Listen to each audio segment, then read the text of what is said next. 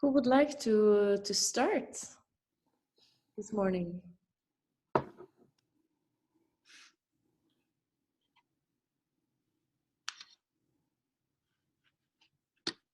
Inga, shall we give it a go? Yeah, Go. with the avocado plant, it seems. Um, yeah, so the questions where and are, where did I begin and where are we or am I now? And the we sounds great because we are two and and we are also together.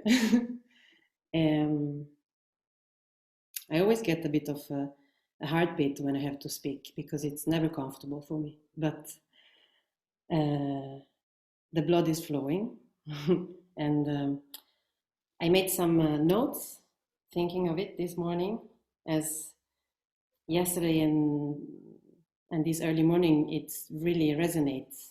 I kept uh, living with these questions, and I think. There were lots of moments of shifting. And so where did I begin?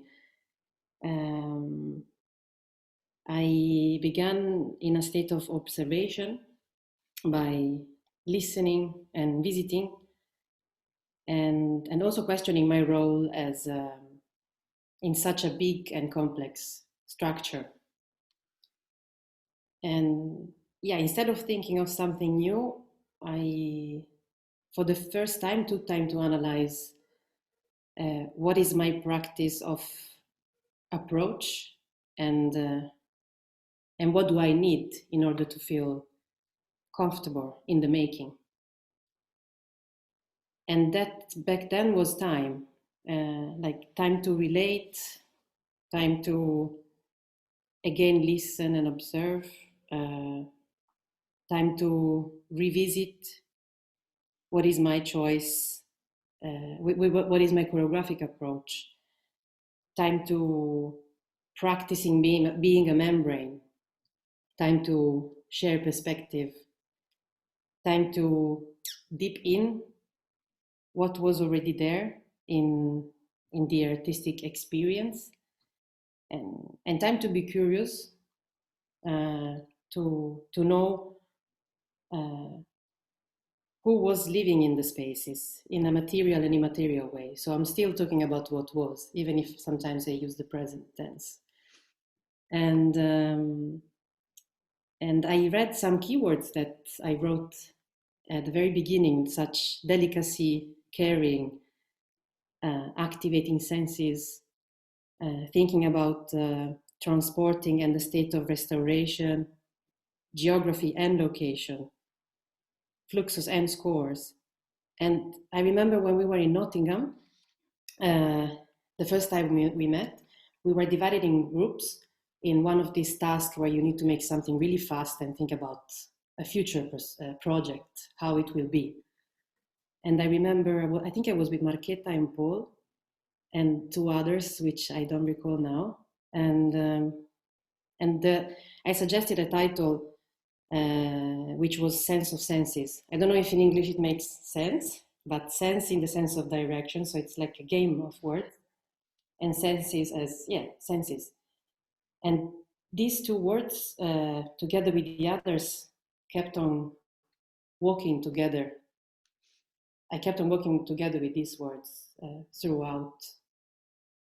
And now uh, I thought of the two words, two letters CO, so co, and connecting them to what is now for me the CO, like co-creation, co-working, co-making, co-listening, and some others which are quite new, like co-pandemic, like co-participation,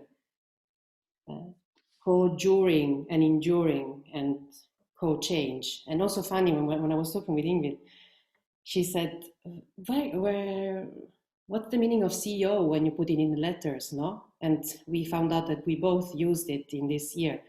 I use it for Diary of a Move many times, and because we sent, we received actually the diaries for the exhibitions, and then we had to resend them.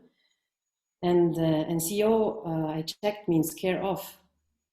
Yeah, so that's, I leave it there. And then I think now I can say that I've been learning, I'm learning, and I will be learning a lot from my colleagues. And that how walls don't stop the engagement, like how social engagement goes behind walls. And then how my practice has became more human specific. And this clarity was not there at the beginning.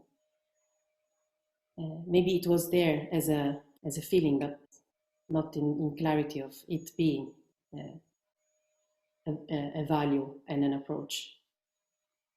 And I now I'm surrounded by the question of ownership and leadership,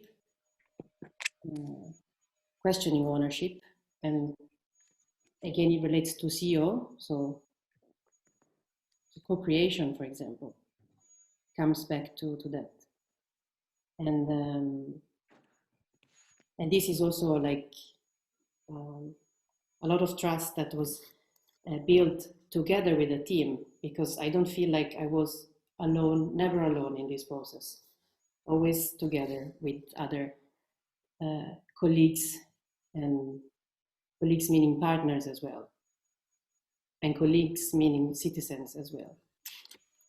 And the next steps in a practical level, so this is the only practical stuff I'm going to share in these 10 minutes, is that I will be meeting next week a group of research.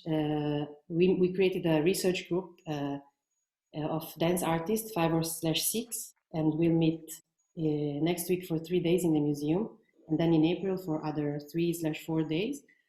And I will be at home. They will be in the museum, an empty museum because it's closed. We are in this situation in Italy.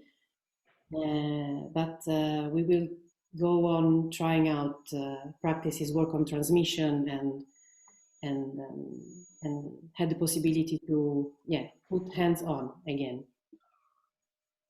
So I don't know if anyone would be interested, according to also the Italian team, if anyone wants to try out and access in the second round in April, I can send you the email, and anyone is welcome to just join in from another museum or from your home or from the park.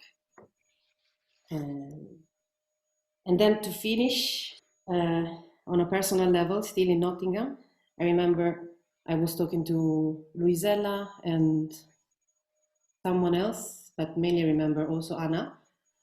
We were actually walking in Newstead Abbey Park, and I questioned, like, what if I get pregnant in this 3 years project? And I couldn't think that it would happen, but I think when you put your body already in a state of letting it happen. And I remember, like, with Anna, yeah, maybe if it happens, I'm a bit scared, like, you know, to be a woman and to be an artist, I'm scared of losing opportunities. And yeah, how it is gonna be. And this was, and now I am.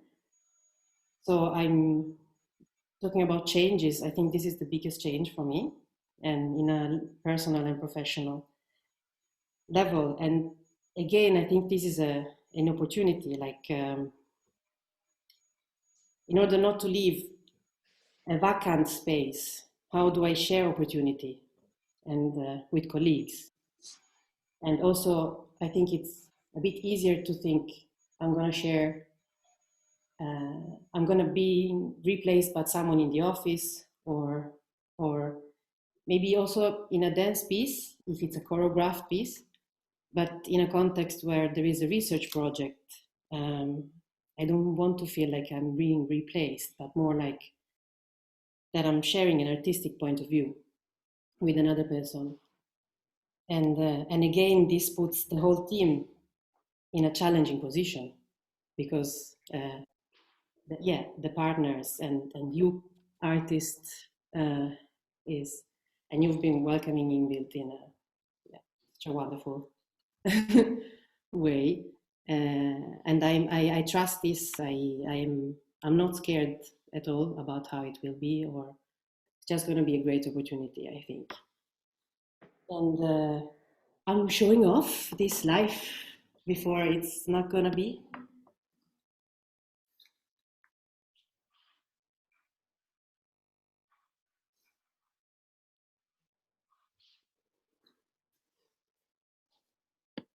Voila. Inga, I don't know if you want to add anything. Wow, thank you for this showing off, and also for everything you share, and for sharing your place here in the project with me. That goes for everyone, actually. Like you say, it's not only you affected or me, it's everyone. And but now I'm thinking of getting pregnant too, actually. But I think change has a domino effect. So yeah, that's just putting that out there. But also what you're saying about replacing, I think something I thought about this week is we have talked about it too. How do we do this? How do we do this? I'm thinking of being in your place somehow rather than there instead of you. How can I be in your place? How can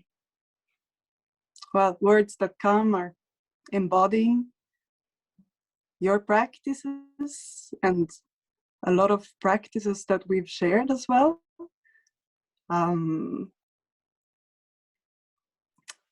very curious how this process will be, and I think it's between us, it's also something super, I don't know, super a wonderful moment to be able to take our partnership forward and continue on it in another new constellation, in a way, trying something new out, because we've been working together since 2012 and always putting each other and together in different situations. And now suddenly this is something I would never imagine, and it's super exciting to see how do we deal with this. And it's a we, as you say. That's how I always feel that when we work together. And I'm just super thankful and privileged to be here with you. So trying to catch up on this thought of where did you start and where are you now? It's it's a bit different for me, as I feel like I just started. The obvious sort of moment felt like Monday morning I started in terms of the dancing museum. Yet when I thought that, I started questioning, but actually did it start February 1 year ago, when I came to Bassano and Artesella to be in a residency with you in Dancing Museum. And we realized how many of our practices were intertwined, and we, as usual, realized that we have a lot of common interests and coming at it at a little bit different entrances, but still somehow we had parallelly in our individual practices been doing something that made sense to also somehow intertwine. And I was wondering if starting something means that you're aware of, okay, I start, or looking back at actually that's when it started without knowing that it had started something there. And somehow I also feel that actually right now, this moment is when I start in this project, somehow slightly having gotten a little bit under the skin during this week and maybe understanding slightly more of what the project is, and so much more to get into, but still maybe every day is sort of a start, I guess. So not sure how we are on time because I had to swap to my phone, and I'm not used to using that with the Zoom, but We have 2 more minutes. 2 more minutes, okay. So maybe I can slip in a couple of kind of quotes that we also shared this morning, Masa and I, that aiming, I feel like in terms of change, aiming somewhere, and then starting on the change, and then realizing when I arrived there, the aim has changed, or what I thought I was aiming towards is not what it is, or it has changed. So this constant aiming and arriving, and again aiming and arriving and projecting, constant change is something that's come up this week. And in terms of practice and change, I have a quote from Krista Parkinson that I keep revisiting, and she writes, "Any idea I can get into is a place. Any idea I can embody. I am a performing artist. I change. I get old. I fall in love. I move to another city. I get injured. I develop skills. I develop knowledge. I lose interest. I get seduced, and so on. In order to guide me through training, process, and product, my practices has to change." So maybe I'll leave it there. Yeah, I will leave it there. No more maybes. I'm very used to saying maybe, but it's enough.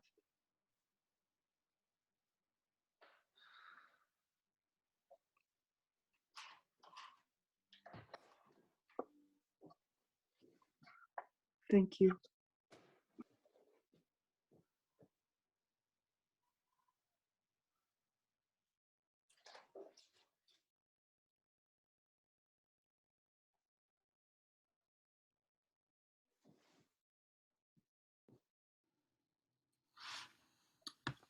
I can go.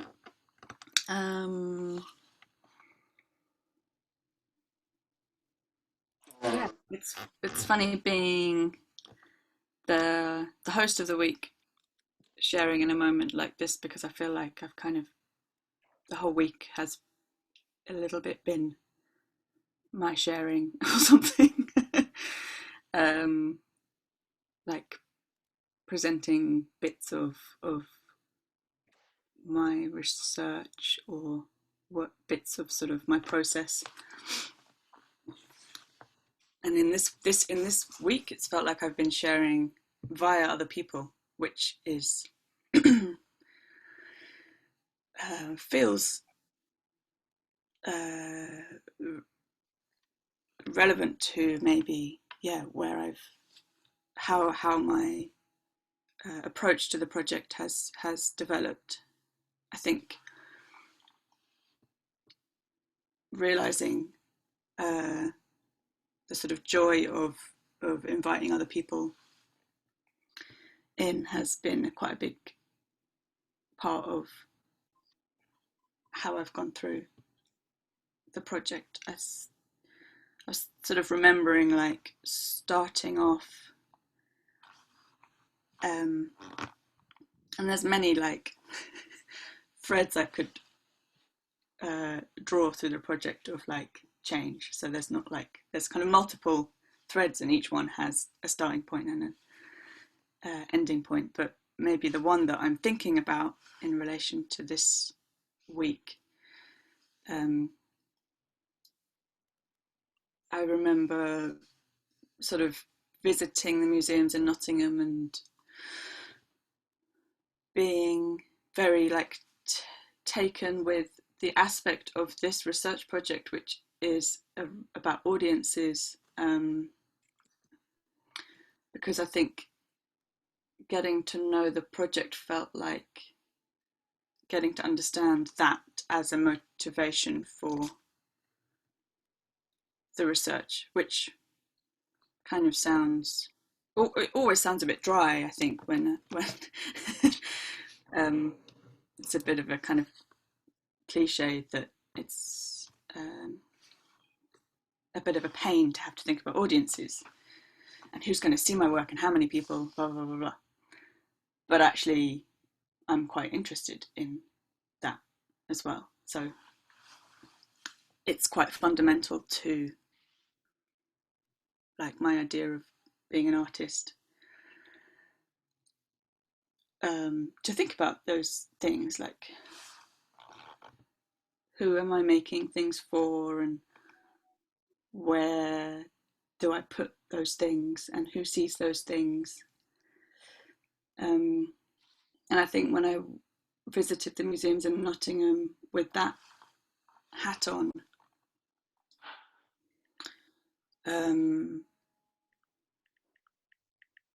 I was trying to maybe imagine like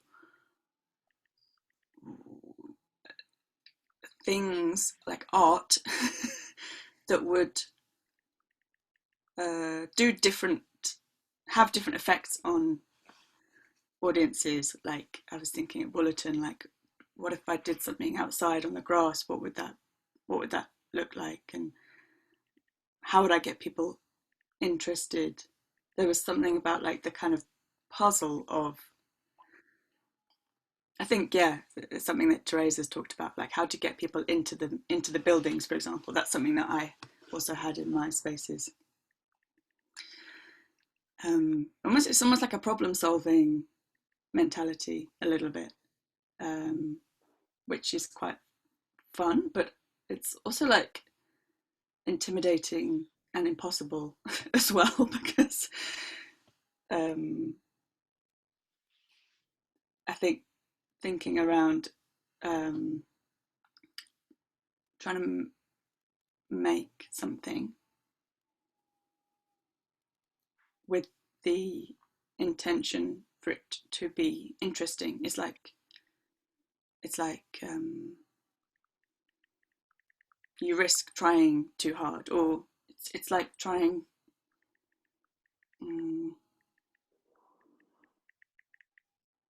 it's like trying to not think about something, and the more you try to not think about that thing, the more you think about it. Or when you're asked to be funny on the spot and you can't think of a joke. So there's something about like try and make, like, thinking from the audience can have that paralyzing effect of like, well, I don't know, you know, who's there? It's everyone is there. So what? Yeah, this kind of, it's an aspect of like theatre making that I have enjoyed the challenge of. But I think when you blow the site to be even bigger, so a museum is somehow like more open, more varied, a bit more random than a theatre. It becomes more and more challenging. So the more specific the place, the easier that kind of audience question can be. And Ingrid's talked about this as well, like the theatre as a site-specific space. It's really specific, and I know what that conversation around audiences is in the theatre. And in the museum, it's like the variables become infinite. So I feel like that's kind of where I started. One of the places where I started was this like problem solving mentality. And then maybe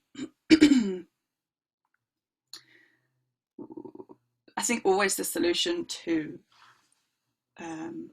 that kind of like problem solving thing is talking to people. So this is sort of maybe a bit of a rule for life, you know, when you're stuck on a problem, you need to like talk about it with someone. So generally speaking, making something a conversation, go back to the CO, making a connection with a connected conversation with your colleagues to co solve something is always like the kind of route out of that maze of what do people want.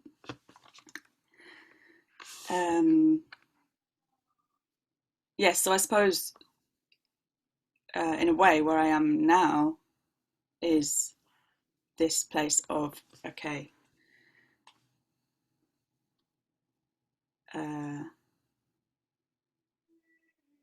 it's about delegation. It's about who is already there. It's about who isn't there and maybe could be there, or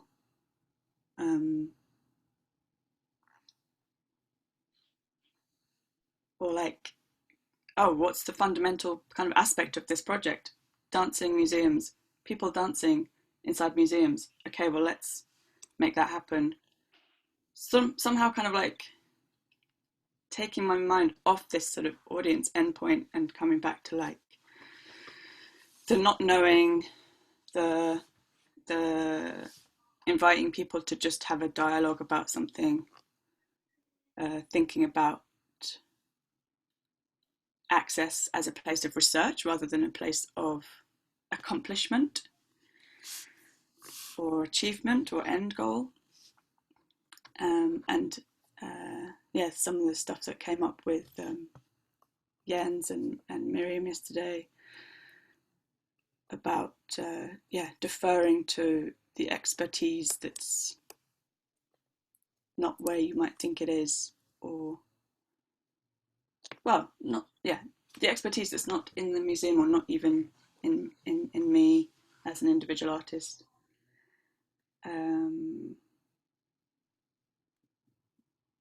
So yeah, so I suppose this week has been a great moment to have a tangible, concrete place to invite people, an event to invite people to participate in and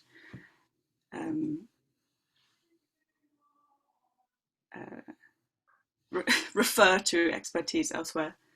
And then I suppose, yeah, these residences in the summer with Seke and Mary in Mayfield are really this kind of like who's actually whose research is really relevant to this space, and okay, let's get them in. And the most important part of that is like somehow, I mean, COVID might make this difficult still, but something about just getting people inside the museums and dialoguing from that sort of that place. So I think this may be something that comes up with lots of us, but this feeling of kind of coming back to the simple starting point, coming back to the title of the project, Dancing Museums. And I think lots of us at this point are like inviting dancers to be in the museums that we're working with, which kind of feels like such a basic thing to have done, but it's almost, yeah, it's kind of funny that it's maybe taken time to get there and do it in the way that we want.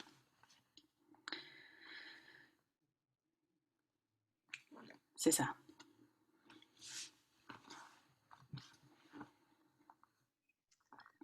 I'll jump in there and continue thinking out loud after Masako and Ellie. I share with you, Masako, the feeling of my heart pounding whenever I have to say something in public. And I just hope it will go well, you know. I hope I'll find the words. I hope I won't be too emotional about it. I don't hope all these things. And it's been a little bit like that the whole journey through, actually. I think, well, I would like to start by like sharing with you a very recent experience that I had in Bergen. I had the chance to work with some amazing master students from the School of Architecture in Bergen. I was invited by an architect / artist called Alberto, whom I've been in dialogue with for a while around the intersection between choreography and architecture. And all along this project, I've had the feeling that there's something really crucial for me in this crossroads somehow, but I haven't been able to really pinpoint what it is. I mean, I came into this project with a very stubborn idea that I was certainly not going to dance in front of the artworks. Like, I'm definitely not here to dance in front of Mona Lisa, you know, like you're not going to get that from me. And I was upset with the idea that we come into these buildings and we passively look at things. And I know I've been like saying this many times, that it was almost an ambition for me to, or a kind of question of vehicle, to ask how can we change that, going from looking at something to looking for something, which implies active looking, which implies situated looking. And this is like an overall premise for most of the work that I do, ways of seeing something, which implies context, which implies subjectivity, which implies history. And so I kind of started to unpack this question, which has been with me for a while, but this time in a completely new context, in the museum, which led to the, you know, the treasure hunt experience that we did, that I told you about in Barcelona, and other little experiments too, which essentially had to do with how we move through the building, rather than what we're watching, how moving through the building alters our ways of seeing something. And so I obviously knew that my research had to do with architecture. I understood that, but I wasn't quite sure why. And sure, this idea of like the dramaturgy of the visitor's itinerary through the building, the implied choreographies of any site-specific place, is central. But when I started to speak to Alberto, this architect, he was telling me something that is that became central to the way that I've shifted my thinking around this, which he introduced me to the notion of intravention rather than intervention, and I'm paraphrasing his research now. So in my understanding, he was speaking about how intervening, it's a kind of almost violent act. Like architects come into a space and they intervene, they fix, they come up with a solution, designed on paper, execute, voila, start using this space, this new space now. But it's a kind of imposition in that, or a gesture which is quite yeah, I would dare to say violent. And he proposes that intravention, as a way of dwelling, of inhabiting the space you're in order to acquire this situated knowledge, situated perspective, situated understanding for whatever space that you're working in, and taking the time to dwell, taking the time to be, to inhabit, in order to understand the space you're working in, was for me kind of an eye-opening an eye-opening point. And I realized that this kind of need of coming up with solutions, like Ellie was speaking of like coming with an intervention in the museum, or making a performance, or popping up some creative idea. It's like, no, it's actually not that what it's about. It's much more chill, and it's much more meditative, let's say. Anyway, that was for pretext. And so I met the master students in Bergen, and we had a wonderful time together. We played hide and seek, we made maps, we I don't know what, we had like some days together. I will share it with you. Let's see if I can see. Yeah, can you see this? Yeah.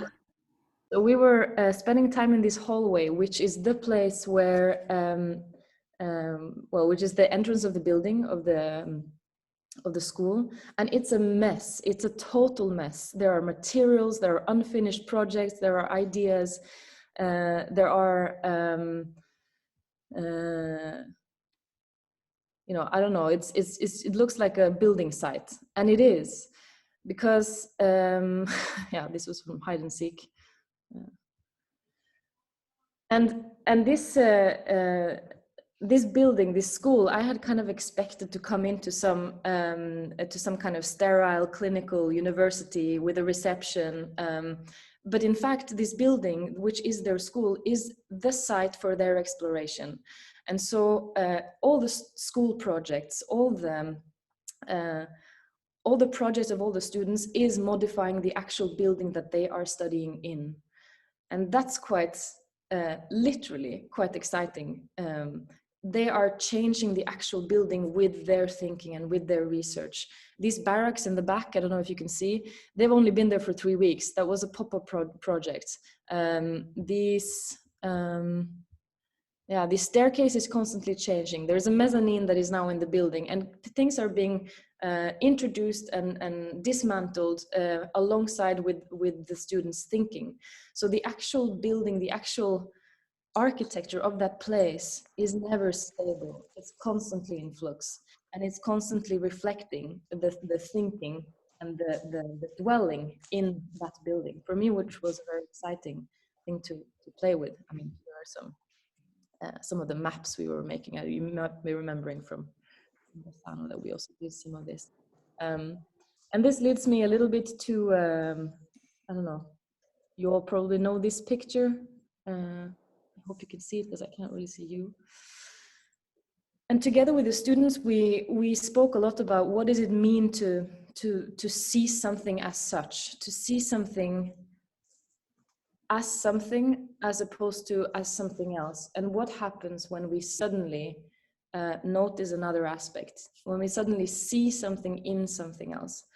In this picture, which is a classic example, whether you see a duck or a rabbit,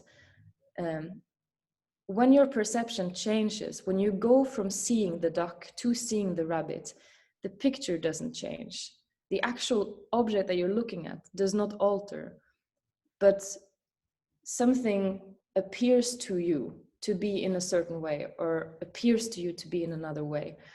And this shift, or this change of attention, this change of ways of seeing, of noticing an aspect, it is precisely the ability to change one's perspective, and to see something in something else. And this "in" is quite important to me. The rabbit or the duck doesn't change, but the way I see it does. I see a rabbit in the duck picture. I see a duck in the rabbit picture. Well, that was more kind of... Have I stopped sharing now? Am I back? Yeah. Yeah, and I think like this is of course like both a metaphor, is a symbol for like the kind of red thread through my way of thinking in this project.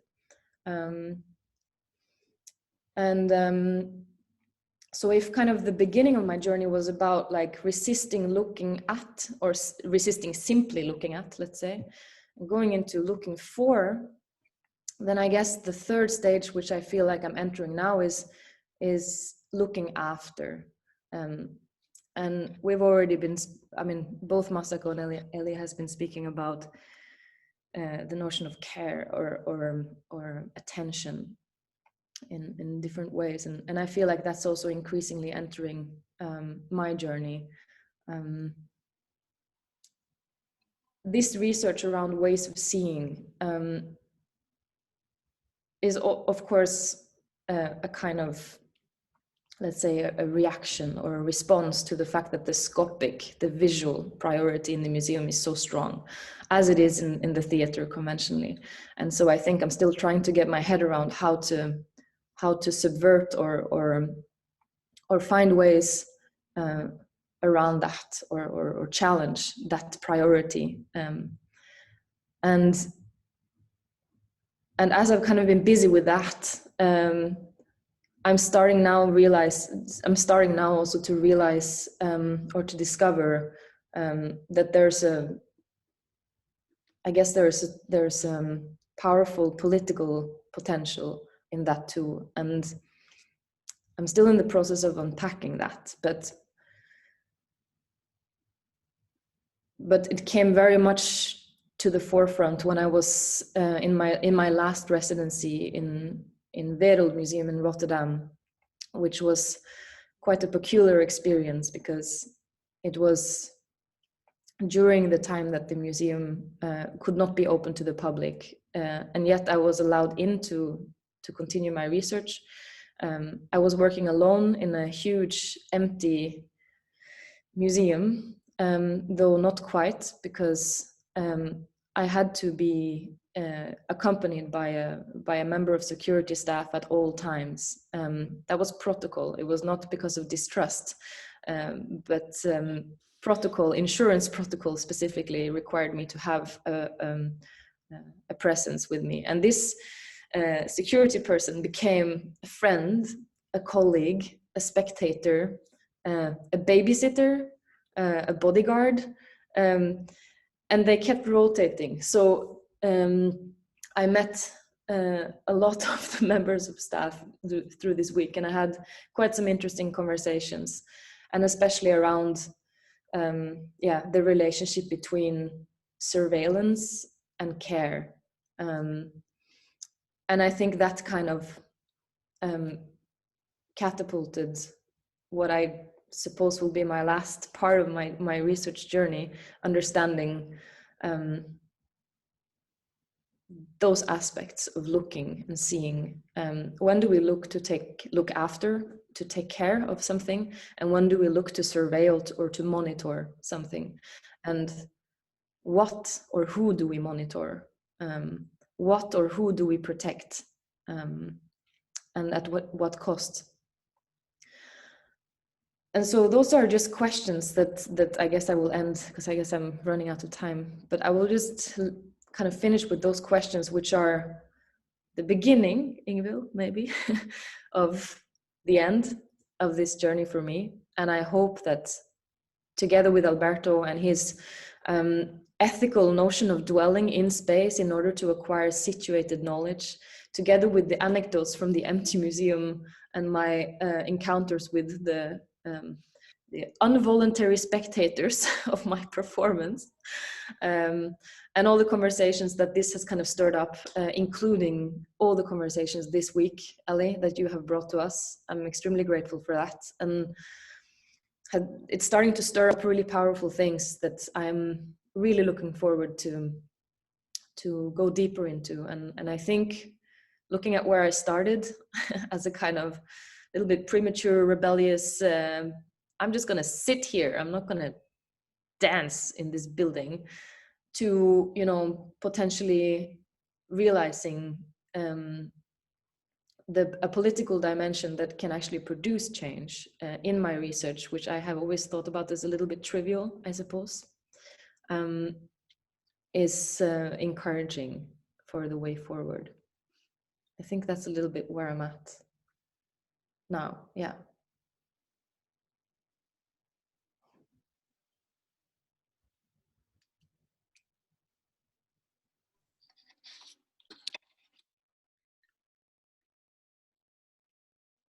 Thank you, Ingrid.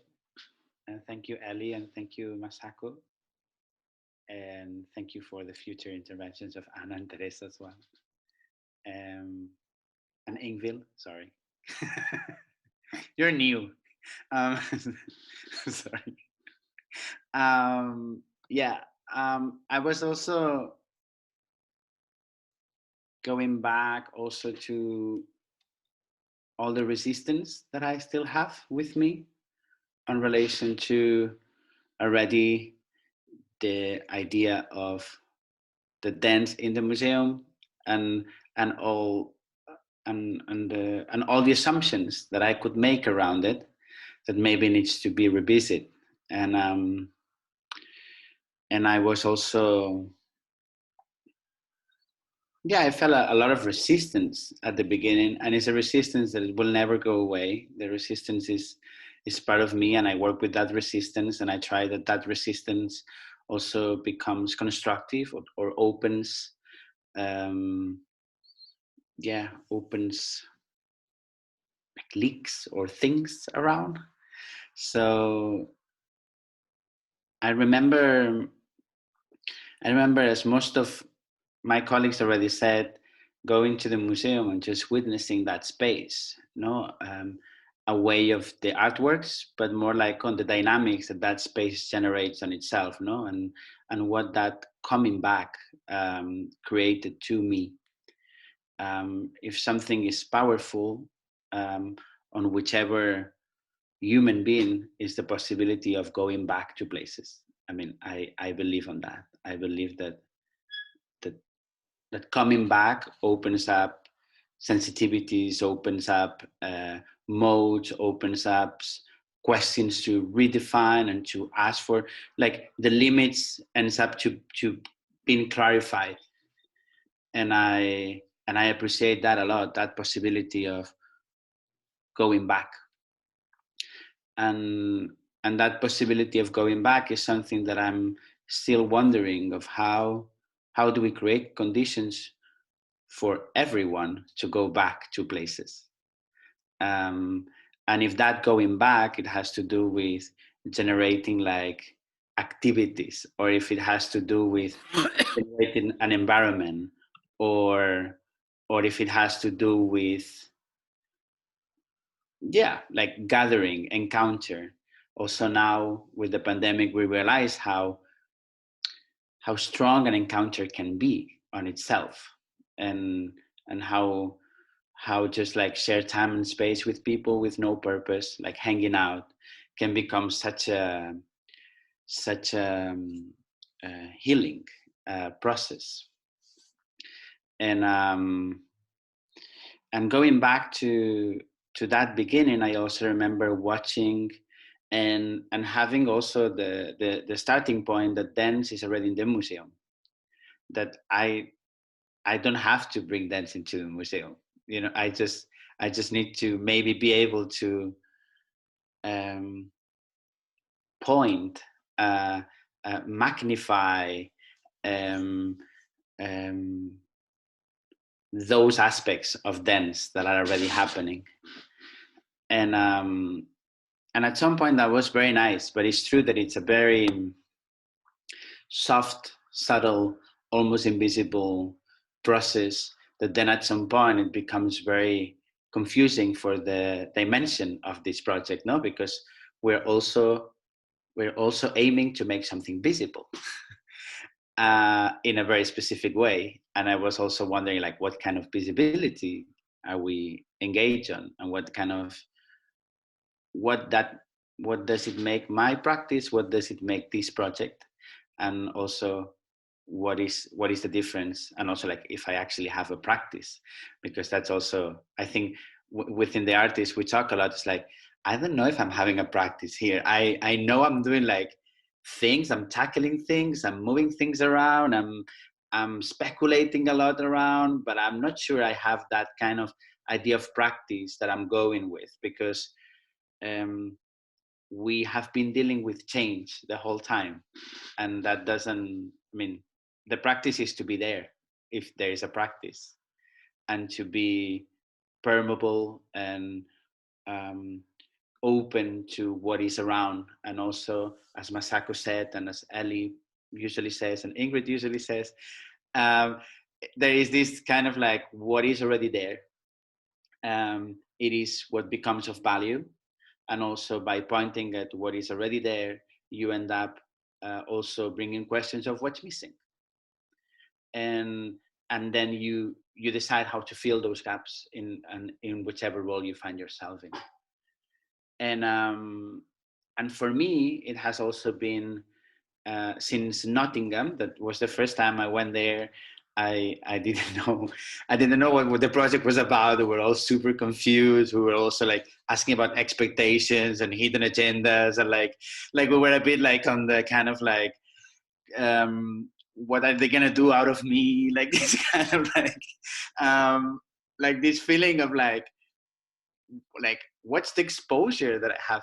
How am I gonna be exposed? How can I decide this exposure to be? You know, like and also for me it was also very important to already from the beginning to, and it still is my kind of like thing that I insist to, that I am not the center of it.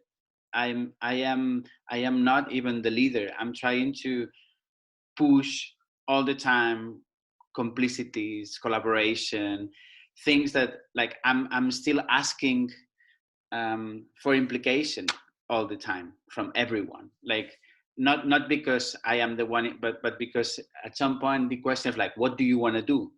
It had become a bit like, I don't know.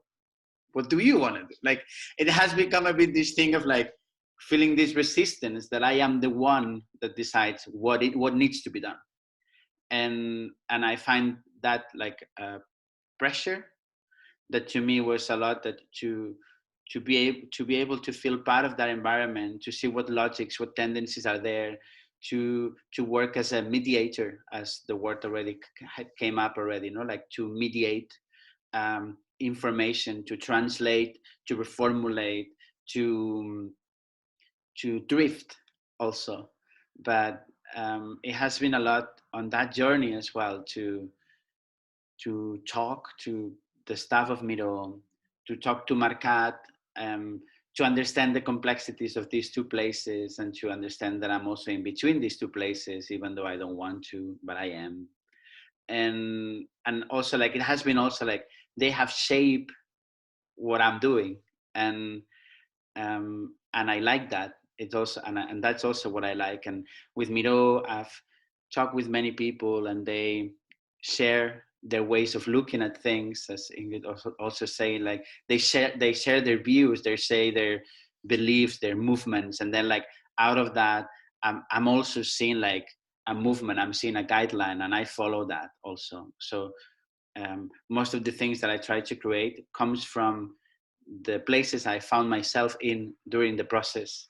So that I'm not trying to put, let's say, something on top of each other, but more like understanding that there is, for example, this painting that has been done with these logics, and how these logics create a score for me that also allows me to talk about certain limits of the space as my interest, to make it very safe for me and very broad, was this idea of inside and outside. So that gave me enough game to play around and to understand those different dynamics.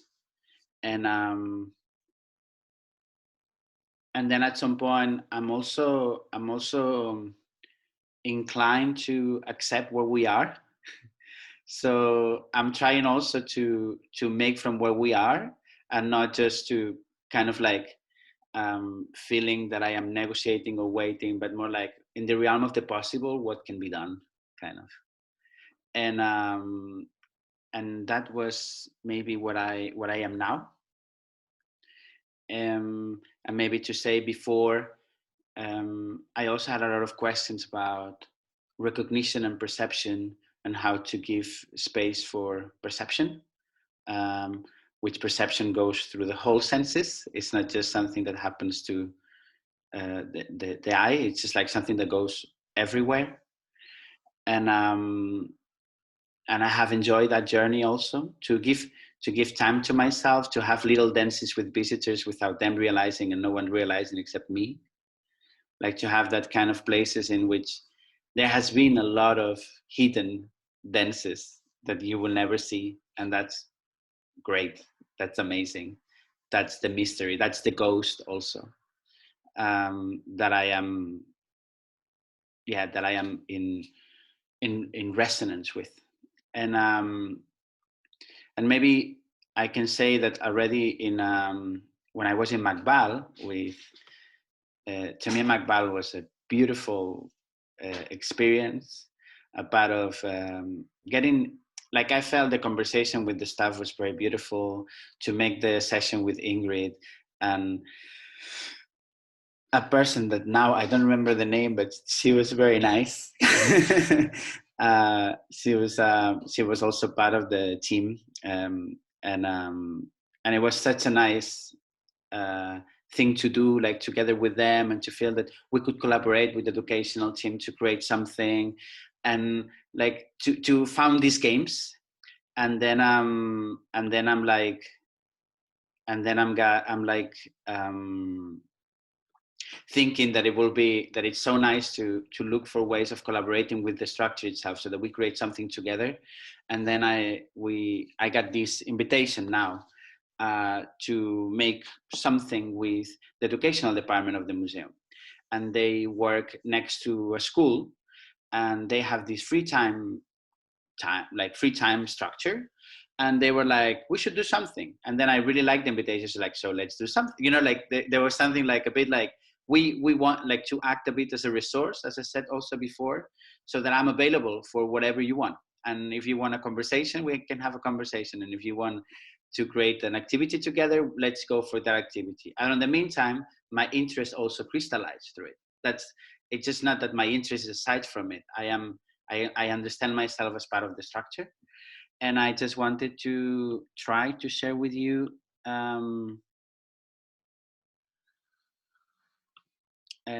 maybe this. I'll try to see if I can. Can I do this? Oh wow! Do you see it? Yeah. Okay. There is this beautiful idea that we had that is not new at all, and that's also totally fine. It also resonates with a lot of ideas of collections and diaries and documentation processes that, for example, Masako also talks about. And I gave some tools to these kids to go to the museum and to look for steps. And I gave them like different tools on how to look for steps. And now I have this drive full of videos of different kids sending me steps. And the reason why I asked them is that I mentioned to them that as a choreographer I lost my motivation, which is partly true, and I think it's also very great to look for that structures of support as well within the museum, and to get also moved and inspired by these kids. And what was very nice is that every time there is a new group, they send me a video saying like, Kim, we have steps for you. And then the video finishes, and they're so touching. It's so beautiful to see like just a bunch of kids say like, we have steps for you, that I am full on, like on a emotional and personal level, like I'm full on with it. And I'm just gonna show you few pictures. Like this is a picture of these kids looking for steps. And also what is great is that I'm not there, so my role as a maker ends up being something else. So I also like that my presence is not there, and I just wanted to show you like just 2 steps, just for the fun of it.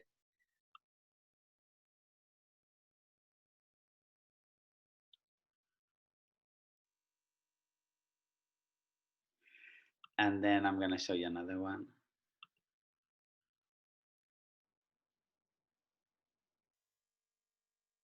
if the internet wants to work.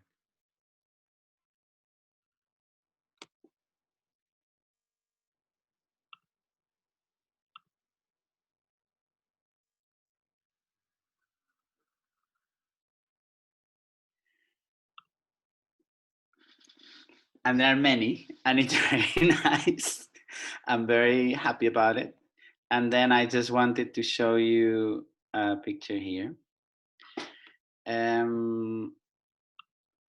Yeah, you know this person is Dante from the first dancing museums, and one of the things that I've done is to invite 8 dancers to go and dance in the empty museum.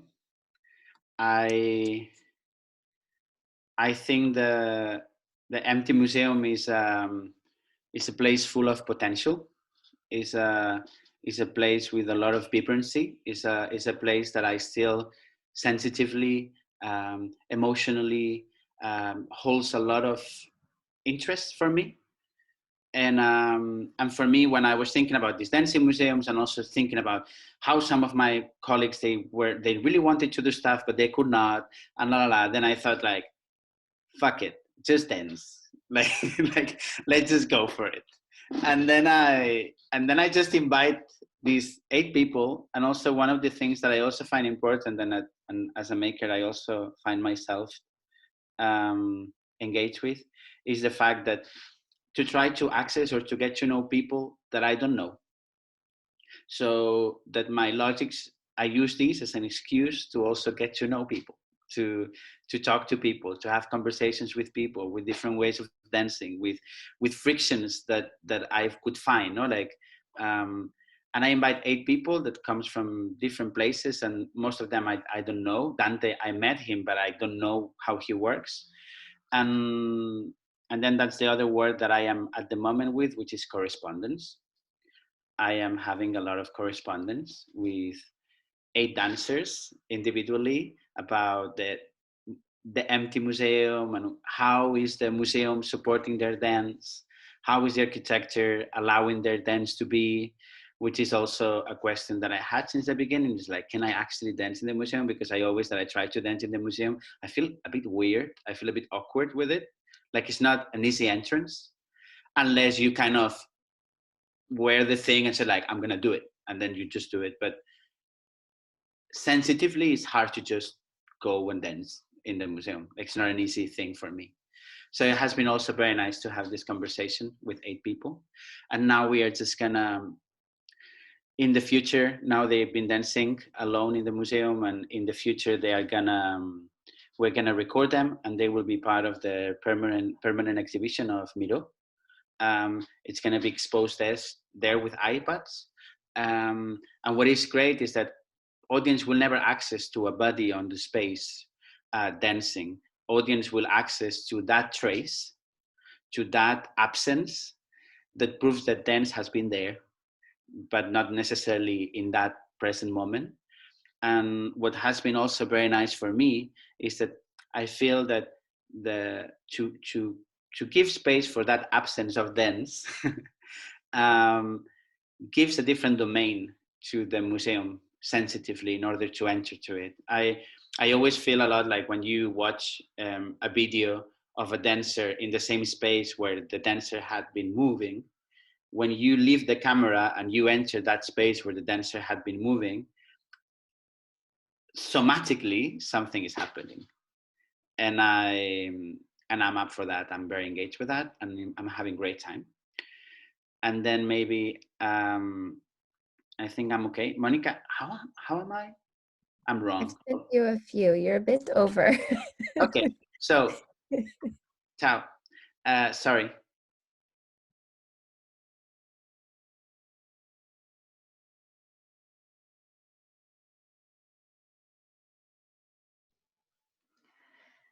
Okay, so I will continue. Thank you, Kim, that you said the next will be Aunt Teresa. So I feel like connected to Aunt Teresa.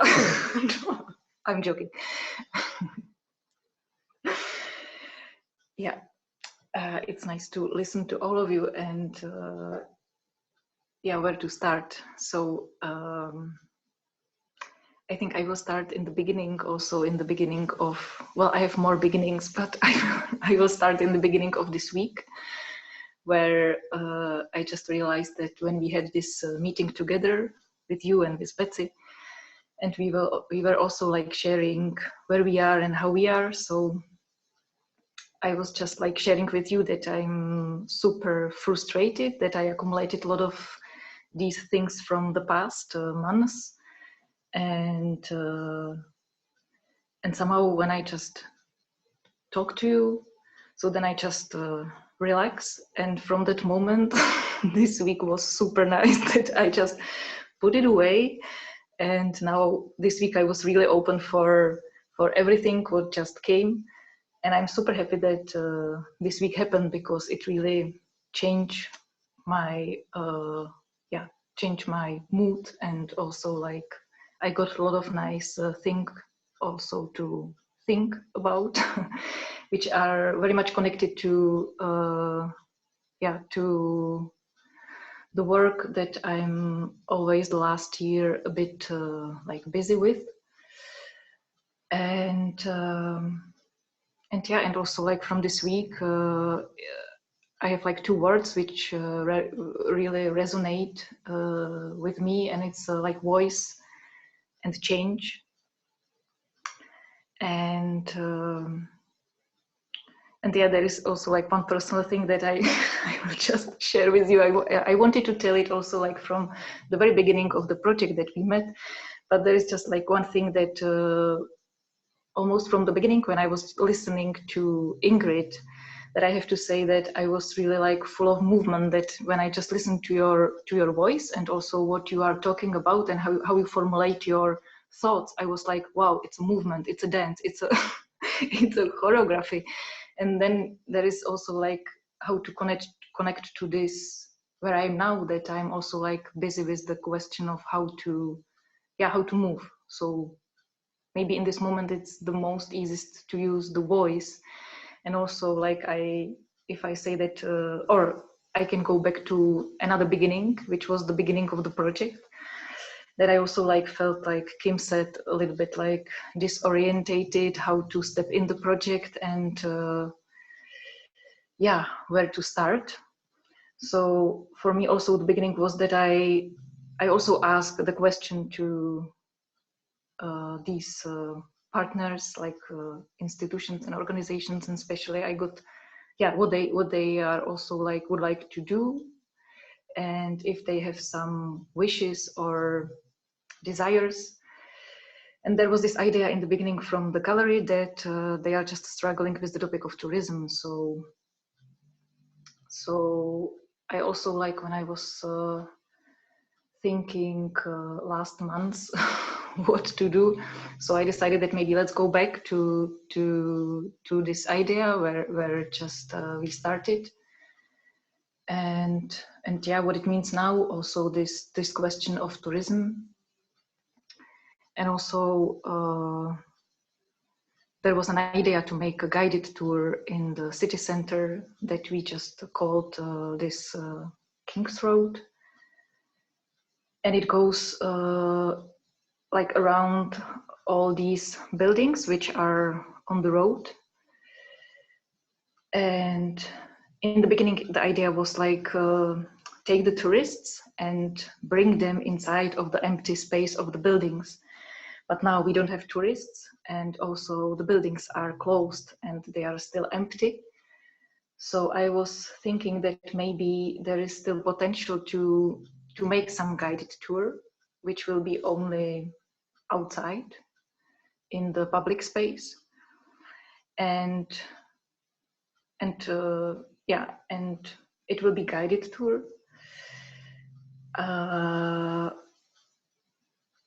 Because from that moment,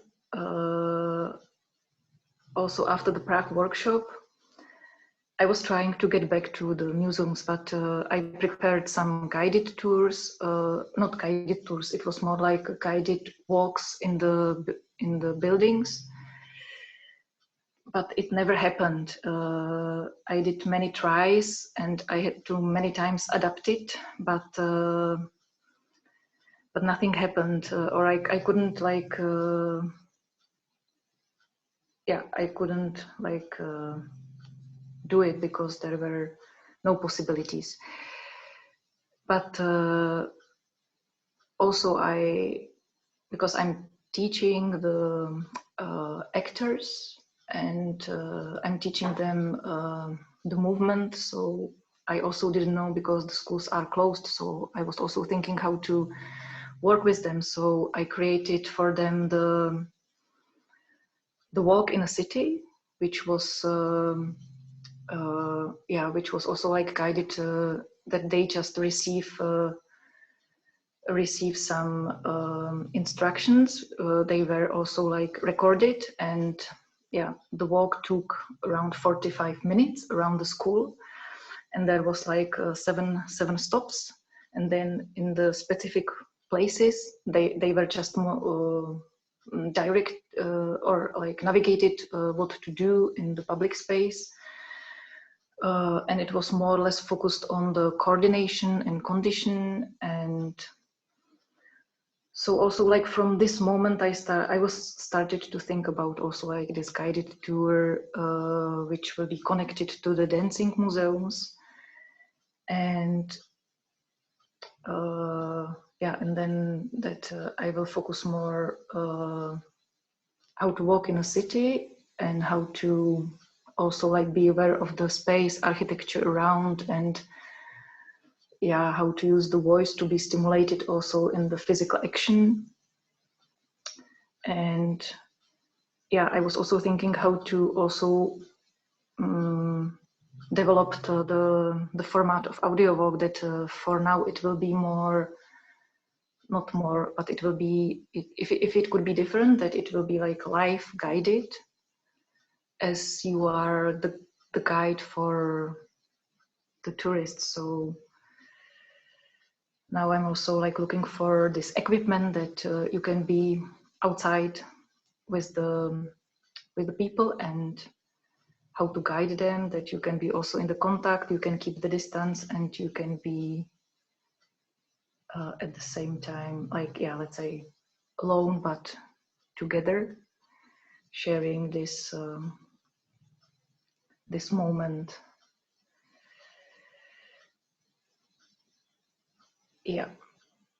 And also if there is there is the idea of the voice, or how to use the voice. So there was like another project that also somehow started from this a necessity or need how to communicate also with the people that we can't be together. So we started to develop the project of voices, which at the same time, or not at the same time, but this week we just started the project. We opened the web page, where you can just leave the voice, and it could be like any kind of voice. You can just leave the message, or you can leave the question, or you can respond for the voice who somebody else left there, and or you can be just the one who is there and listen to this voice. And we decided to open the page from this time until the end of June, and it's the page is active only every Tuesday in like 4 hours. It starts at 6 and finish at 10:30 p.m.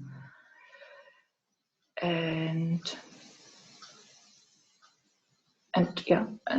I think this is also like something what I'm interested in, how to adapt things which are not possible to do right now in these conditions. So I'm also happy that this week was a lot about this audio guide or audio description, and I feel like connected what I'm also like working and what you were just preparing for us. So I got a message that I'm almost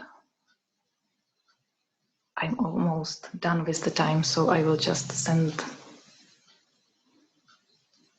the voice to Anna. Thank you.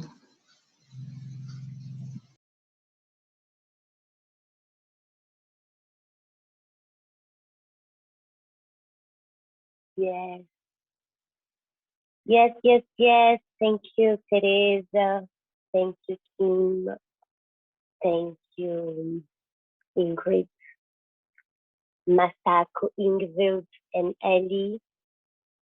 And thank you all that are here still with us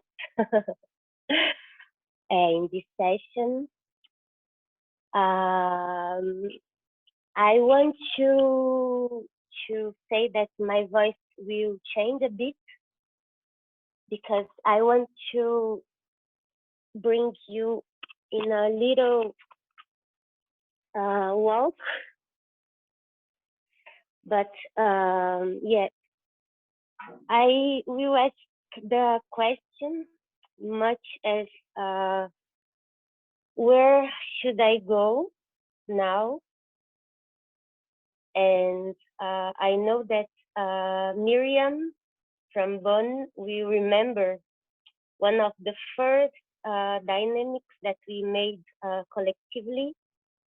It was to imagine like a kind of perfect museum or something. And we call our museum Katerina Garden, something like that, in Nottingham, in the very first day, I think. And it's funny because here I am thinking about the garden.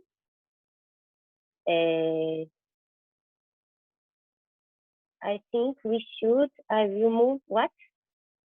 Sorry, not for you. Excuse me, Monica, can you say? I don't understand.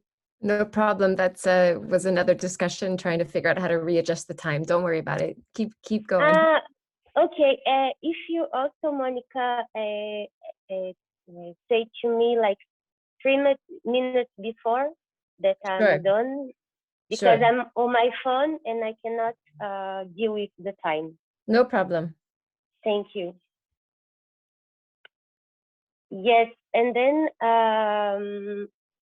the pandemic made me see that the garden will be the way I go to the conclusion of Dancing Museum project. What it wasn't a priority.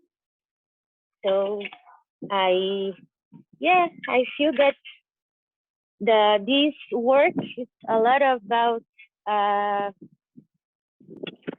negotiation from what we are supposed to do and what it's actually possible to the pandemic, but also with the institutional desires.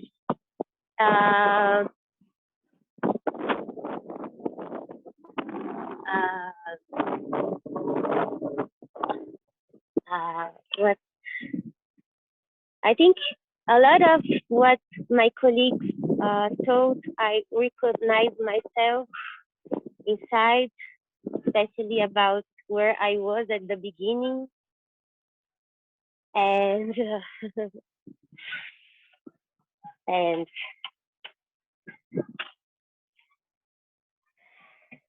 I feel here more like that what changed, it was my way of entering the space. I feel more comfortable. I feel more in intimacy. And intimacy was words which accompanied myself since the beginning. And another word was formality. And the form really changing here.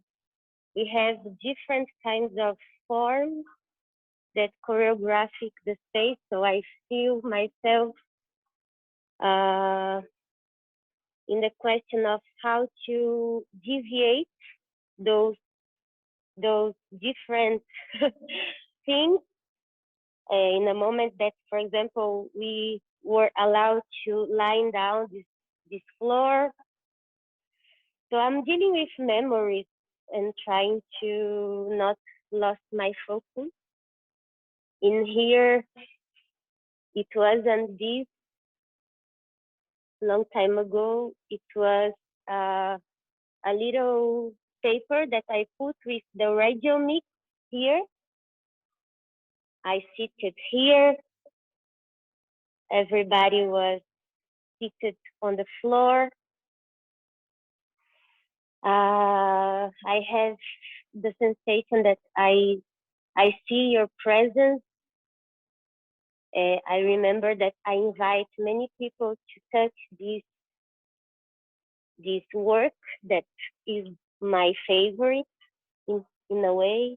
It's a Kader Akia work that says something about reparation, which is a word that accompanied myself. I saw different seasons. I saw the winter twice, no, 3 times the winter. I now I am really close to the other colleagues, but they are also really close to me. I think dance it became respected as um, as as a daily profession because I try to make visible the process, especially in this area. It was escultura. I occupy here for a long, and it brought a sense of warming up the space. You have 3 minutes, Anna. Thank you. And I try to learn with the colleagues that already working here, and I want to say that the stage, the who work in the space also changed a lot. The space changed, the subject. So I want to show that the imaginary became another one. And now, like, the museum is closed, but there is other possibilities, like singing, like, I mean, yeah, it's not confused, right? It's about processing live the content. One thing that changed in my mind is the way that I thought that I would be perceived. At the beginning, I thought that I will be perceived as an artist, and I thought now that the work was a lot about making pedagogical things inside the whole structure of the project. I have the sensation that I teach a lot, and I was in peace about this, and then it was an opportunity to think my practice as a teaching one, creative, but also creative, but also pedagogical. How to really explain what I'm doing, and also how to say that my timeline is not the same of the others. So how to not lose my focus, and how to be precise, because my presence is one that represents things. So the political part of my yeah, I thought I will be resting more in this project, but actually I cannot rest. And now to finish, not resting, but dreaming with what's left from the this time of Corona and sculptures. Each one of these sculptures is a dance, and I have many of them here. So what to do with a collection? So how to also bring things of the museum inside my practice.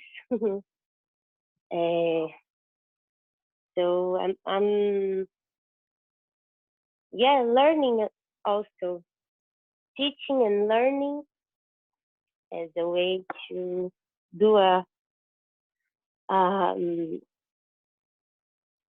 artistic process uh, inside the museum. Yeah, and ah, and yeah, we always remembering that pandemic cannot be denied, that many people are suffering, many people are dying, and I want to do soft things in order to make people comfortable and allowing nice memories to be built. So this is one of my focus things. My beginning as an artist and as a teacher, how to create strong emotional and conceptual memories that last, uh, even if the things are completely different in the world. How we can deal with values and a sense of urgency. Yeah, yeah. I felt at the beginning as isolated, but after I could find ways of not being isolated on subjects, um, the way of working here, it was to also democratize, yes, to remember this word of the name of the project, to how to democratize uh, the space of imagination. So now I feel every single people of the staff of the Max Valley can talk about dancing museum easily. And another thing that I will end with this, especially with the virtualization of the project. It was important for me to think about the concept of theorician, which the name is J. Mombasa, which is the concept of redistribution of violence, because some subtleties that are violent in the way of our world is institutionalized. How can we distribute in order to think together soft and general and lovely behaviors? J Mombasa. I will write after. And to finish, also this escultura is also a way to think differently the digital, because this is digital art. They are like the digital of every person that could interact, and people could see that they were also part of it. So yeah, many things, deviation, disobedience, but not for whatever reason, is because I really need to run. I cannot have these times of doubt and stuff, unfortunately. And it's peaceful to understand that we are in many different layers of temporality. And yeah, okay. I think it was more than 3 minutes. I'm sorry. I give the word for the next person. We're done. Yeah, yes, but the next Okay. situation. We've, just to say, we've gone way over time, but I think that's inevitable and great. And we are collectively responsible for that. So I think maybe what we can do is just have a little chat between us for 10 minutes or so. Okay, maybe I'll be specific actually. We have a chat between us until 5:02. Then we'll have a 5-minute break, and then we're going to come back and I'll hand over to Monica. Monica, does that sound okay? Yep, all good.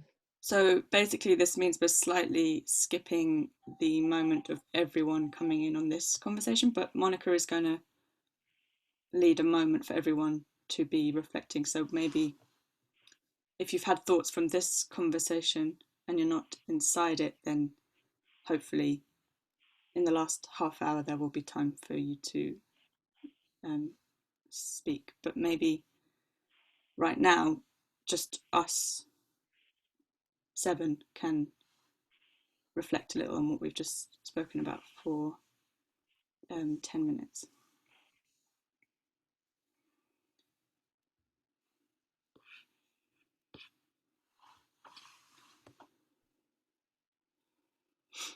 I had a thought, seeing as I'm here. I just kind of was thinking that I feel like all of us in different ways have our journey through this project has involved pulling in things that are sort of outside of the project, and that might be like other projects, like other work projects, or more broadly just kind of other aspects of our lives, or the conditions that are around us, be they sort of you know big shifts like the pandemic, or smaller, more constructive things. And I just wrote a research project almost needs to be in relation in order to function. I kind of wonder whether there is something inherent to a research project where it has to be in relation to something else. And maybe I feel like as soon as I realized I had permission to connect this project to other things, that was a relief. Like, this project, almost because it's a research, it's hard for it to exist in isolation. Yeah, just wondered whether that resonates with anyone. Very much. I recognize myself in this too. I think generally the more and more things I do as an artist, as you know, history accumulates, I I'm also relieved to see that the connections between the things that I do make it more solid, and make my thinking more coherent and make more things possible generally. And that's a kind of realization that I feel, yeah, it's a big empowerment. And of course, also specifically in this project, but just generally I'm speaking about, I think things tend to make more sense when I zoom out and I'm able to make connections and not relate to each specific project as an isolated event that requires innovation, creativity, and just like, you know, and the kind of global perspective is, I feel it coming more and more handy in the longer I continue to work as an artist. Yeah. Maybe it's just a maturity process also to realize that that's also a resource. Maybe it's always been there, but I've also given some thought to this.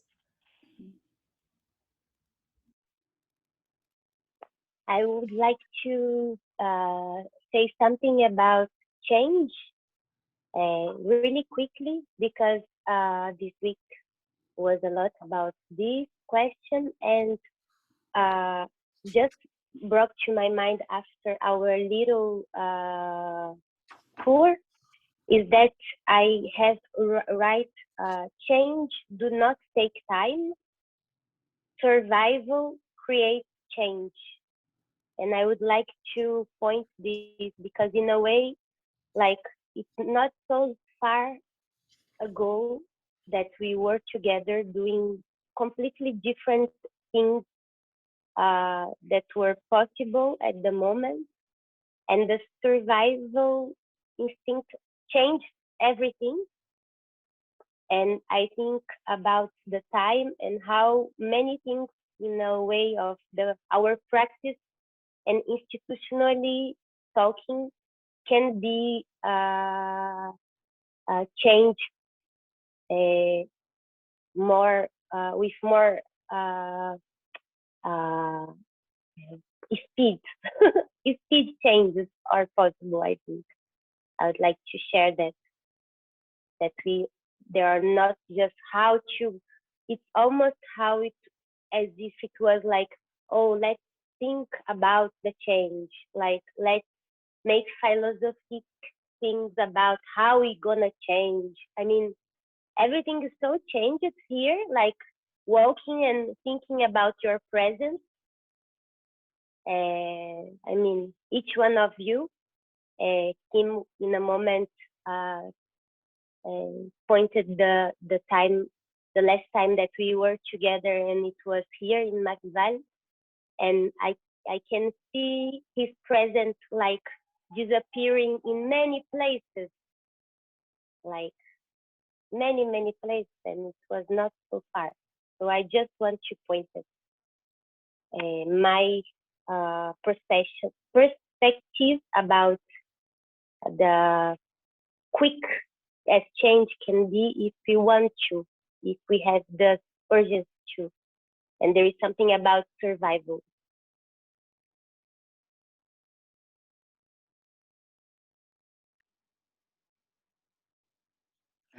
Yesterday, I was talking to one of these dancers that have been in the Empty Museum, and it's a flamenco dancer that works with body weather, and the whole philosophy of body weather, as some of you already know, is that you are moving with constant change, and that change is already happening, and that what you work with is to move with that change too, and that there is like a meeting between the many different elements, which is your constitution, how you are, how you look at things, the event that you're part of, the politics you're part of, the space, the architecture, the sun, the light, like there's all these elements that you are with, and that part of the dancing has to do with being with that change. Like it is embedded on the moving aspect of it. And of course we can talk on different perspectives on on the change of political and stuff, but I also realize that sometimes by me witnessing the change that is already happening, then change happens in other spheres that I didn't even realize, so that it crystallizes differently. And maybe in relation to what Ellie was talking about, bringing in, I also have this thought that to me it has also been nice to understand that 3 years in a museum is such a privilege as well, and it's such a overwhelming thing. I'm like, I can also lose interest on it because of me, that because I'm not that engaged with myself as such. And for me, to open those doors and to find that level of mediating through a choreographic eye, or through with the idea of dancing, which is to change ideas of time and space by the presence that are there, by the sensitivities that are there, had become also very important. And that pulling in also has to do a lot with the way we understand the situation differently, but also how we understand the place in which we are. Because indeed, I don't the space that the space of possibilities on the different places that we are different, and that's also very nice to see, to be with that possibilities and to test them a little bit.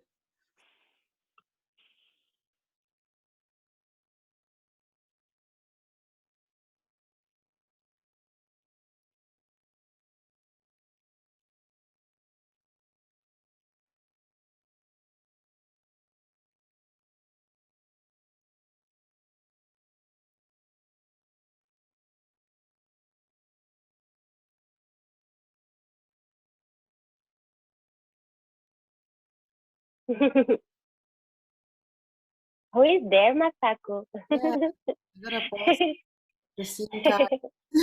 Ah. Yeah. And he said, you should place a post box for the posts. And then I said, yeah, but it's there. Yeah, that was it. We have a shift of civic numbers in the house.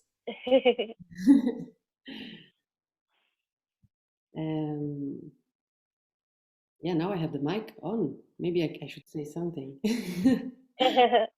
That's Lofoten, where Ingvild is at the moment. There's still ice. Looks beautiful.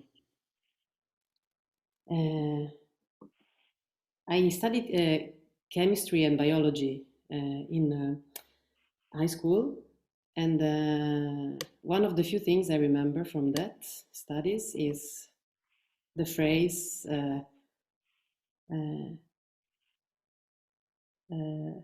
if I still remember. Nulla si crea, nulla si trasforma. Yeah, I think it was something like nothing creates, nothing gets disrupted, but everything gets transformed. And yeah, I really sympathize with what's been said, like the manure, if it's manure or the compost, it's been there before dancing museums, and inevitably, thanks to maybe this project, and thanks to other parallel projects, and thanks to all these workshops we are spending in a virtual trip to Nottingham, to Barcelona, to Prague. Prague, yeah. It's been, and our residencies, virtual or real or live, that they were and are. Yeah, it keeps adding on to the compost.